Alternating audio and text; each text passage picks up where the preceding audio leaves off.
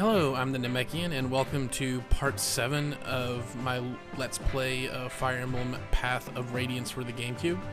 When last we left off, our group had successfully escorted the princess to the borders of Gallia, and they have left the princess, Rolf, and Mist to proceed without them, as they go back and see what became of the splinter group that went off and kind of acted as the decoy while they made their way towards safer land. In the time that they were looking for the splinter group, they came across this fort/castle where Titania saw someone moving around, and so they went in to investigate. And they ended up getting waylaid by Dayan soldiers. This is another one of those fun maps. The higher difficulty, the more troops, the funner it is. But even on the middle difficulty settings, it is a pretty entertaining map. First thing you want to do is make sure that Ike goes up. That's kind of the only real requirement that you have for this map. You will need to split your team up again, like in the previous two maps, to cover both directions. I pretty much kept it the same team. I did replace Soren and Ray's, just because I have a feeling that the healing is going to be needed more up top than down low. But again, there's no real requirement on how you want to place your units. Either way is pretty good. I would suggest heavily, though, Boyd going to the left instead of up, just because just about everyone is spears in that direction, and he can get some pretty good XP from it. But really, there's no real harm in splitting it any other way.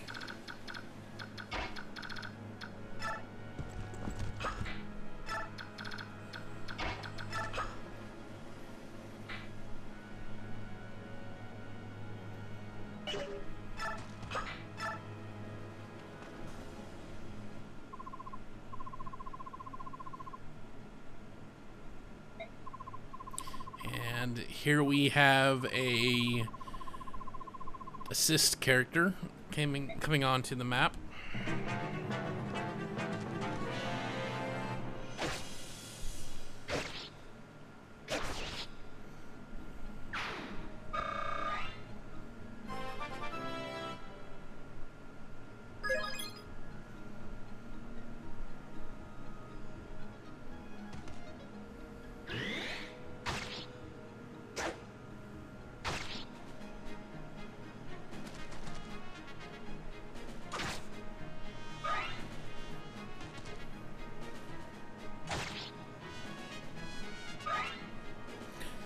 As you can see there, I foolishly put my squishy character there, which that would have been a very bad mistake on the harder difficulty settings. But anyway, since Ike is within range, we get to recruit Maya, which is probably the best sword-wielding unit that you can get. The challenge is, especially on the harder difficulty map, that she is very reckless, and she will get killed very easily if you don't send someone to at least protect her. But she will code to you if you're within range. She is definitely a character that you're going to want to put in your rotation, or always have active. She is weak, kind of, starting off, but let her level a bit, and she will become Death Incarnate on the field. Maybe not as much of a damage dealing as Ike, but she will be very hard for the enemy to defeat. So she's definitely worth leveling up.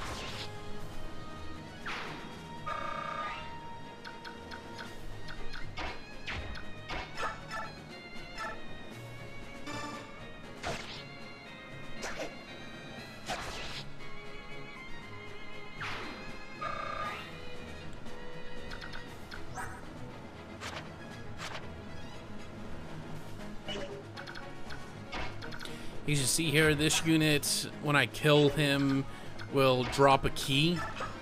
So I verify that.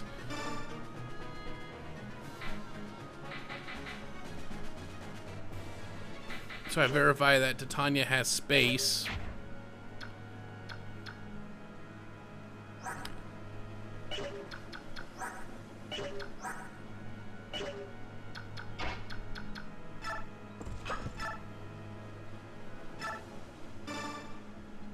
And then you can see on the map, just a little bit above Titania there, and there's one more on the left side of the map, chests, which you would have to use the key in order to open, or a thief, but we don't have a thief with us quite yet.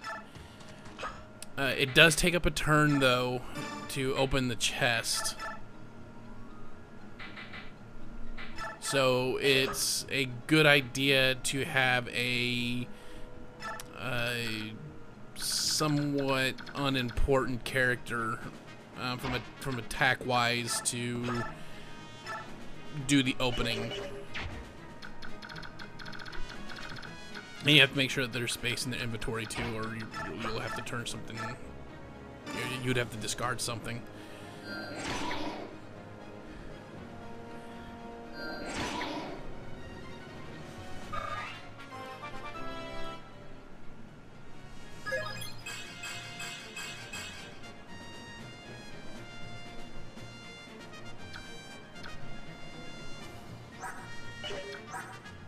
Also, one other thing to note, you're going to want to keep your units from getting to basically that center, from going up that center aisle, basically, until you're ready. And that includes your characters coming from the right. You want to take your time a little bit, again, especially on the higher difficulty settings. You don't want to rush this map. And that character right there that you saw enter into the map, that's an enemy thief, and that jerk his only purpose on the map is to go around and basically open the chests and steal your items before you get to them. So it's very important to do away with them or get to the chest before they do, or you'll lose your item. And generally speaking, they will drop an item that they steal. I don't know off the top of my head if this happens in the higher difficulty or not, but they do generally either randomly, if they have multiple ones, or the latest one that they stole or whatever, they will drop it if they steal it right before you do. But the point is, you don't want them to steal it before you do. That's kind of the goal that you wanted to keep with. Now, they don't steal from you, though I don't know off the top of my head if they do that in the difficulty setting, the higher difficulty settings or not. Or I may be confusing it with Radiant Dawn, the sequel to this, but I'm pretty sure they don't steal from you, and from an attack position, they really don't do any harm to you. There's no real danger in them killing you either. Nor do they really attack you if you're in the way, meaning you can block the way so they can get into the chest, and they won't attack you to get there. They're pretty passive thieves. But again, I'm not sure if that's in the higher difficulty setting or not.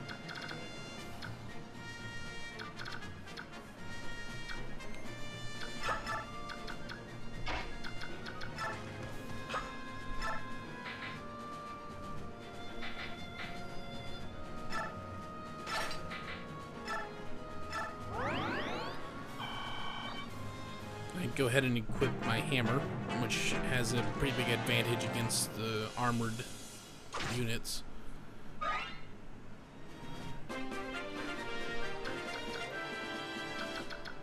Which they don't come and attack me.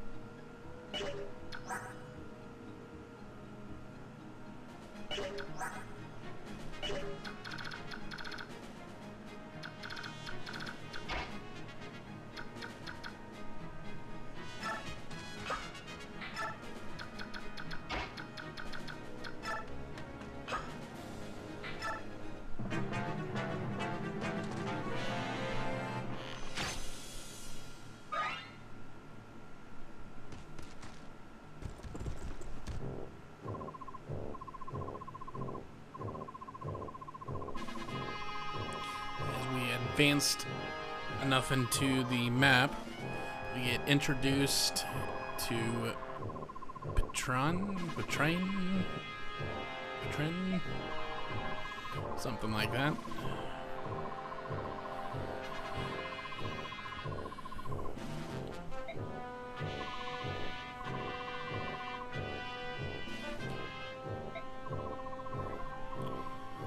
And we are told by Soren that we might be in some trouble here.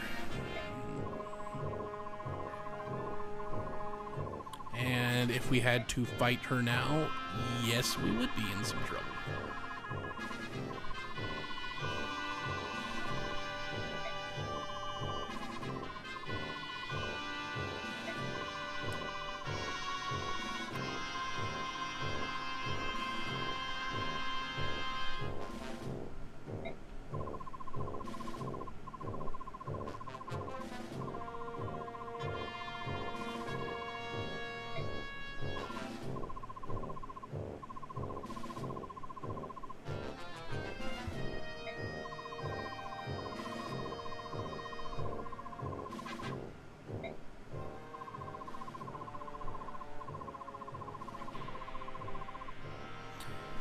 And the group that we came to save inadvertently came and saved us.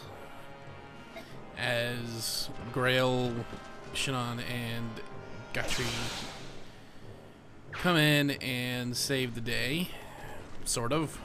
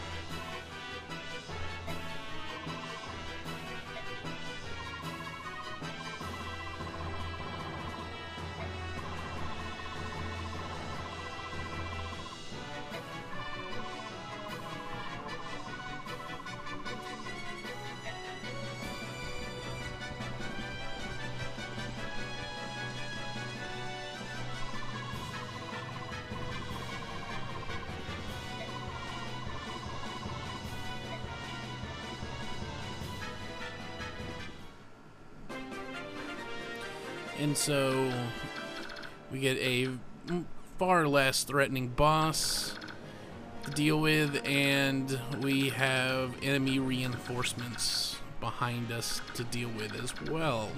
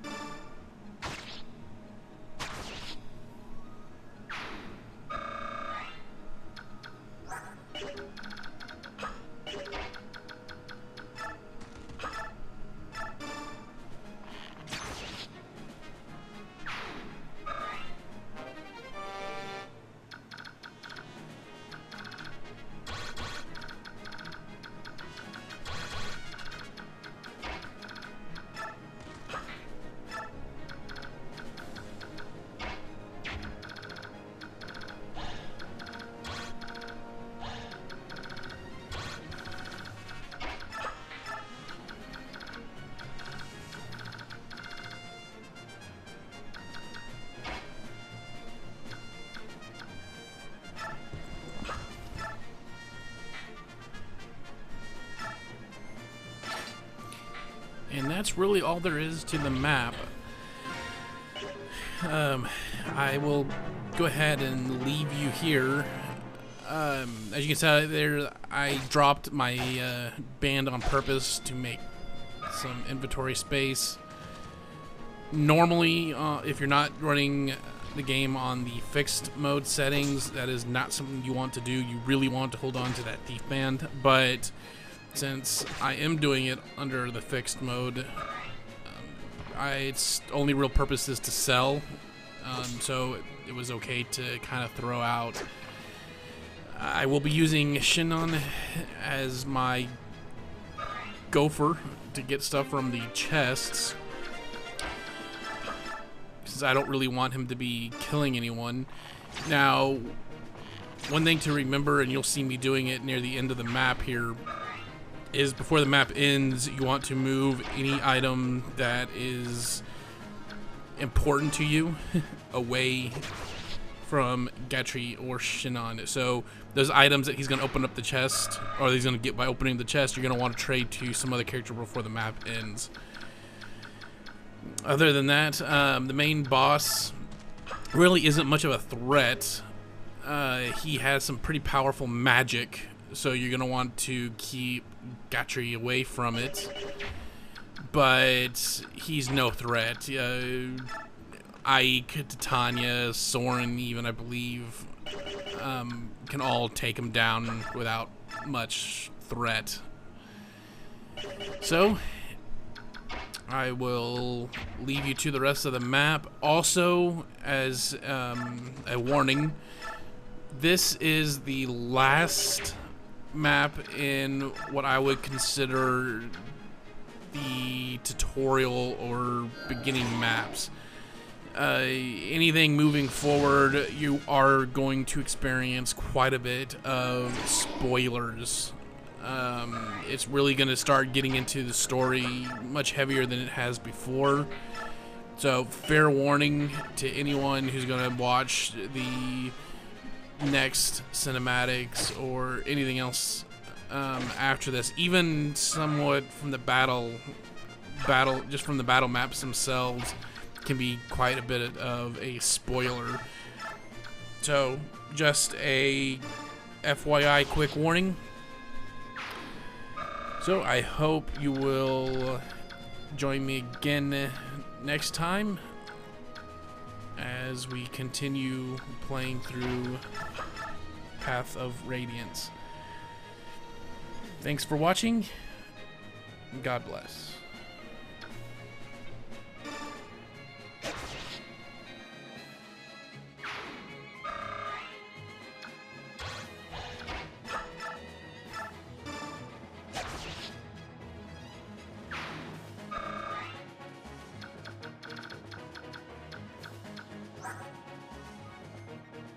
Wow.